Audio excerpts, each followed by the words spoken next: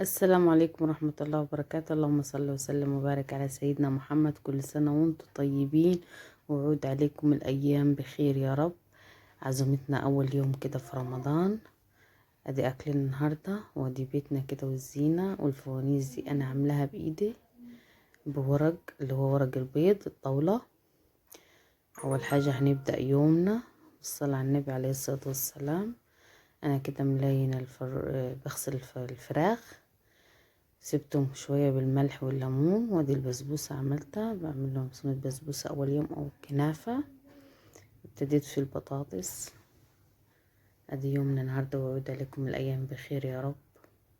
معلش بتأخر معاكم في الفيديوهات، معايا بنتي مكة مع الزباني الصغيرة، وانا نفسي انزل لكم كل حاجة والله، والتصوير بس اللي بيخليني اتأخر عنيكم ان انا مش ببقى فاضية خالص.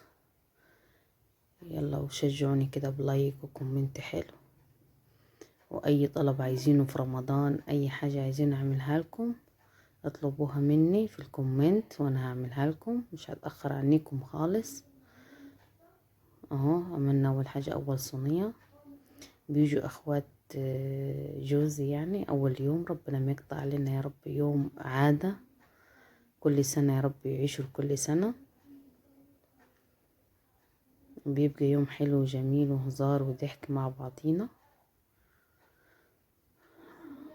يعود عليكم الأيام بخير يا رب، ويجعل بيتكم مفتوح دايما، انتوا الجميع كلكم يا رب بخير، انتوا أولادكم وبيتكم يجعلوا خير ليكم يا رب دايما. بتبقى كده اللمة حلوة مع بعض. كده التتبيلة بتاعت الفراخ، أنا الفراخ هشويها، غسلتها غسلة كويسة وشلت الجلد بالشكل ده وبالسكينة ونغصتها بالشكل ده عشان التتبيلة تدخل فيها وتبقى طعمها جميل.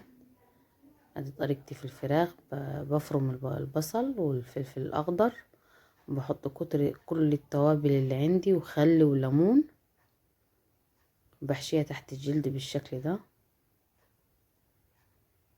ادي الفراخ كلها هتبلها، بتبقى طعمها حلوة. دي الفراخ والبطاطس في الفرن. كان يوم جميل كده. شجعوني بلايك، ادي اكلنا اهو.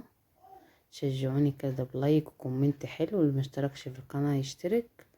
وعود عليكم الأيام بخير يا رب. والسلام عليكم ورحمة الله.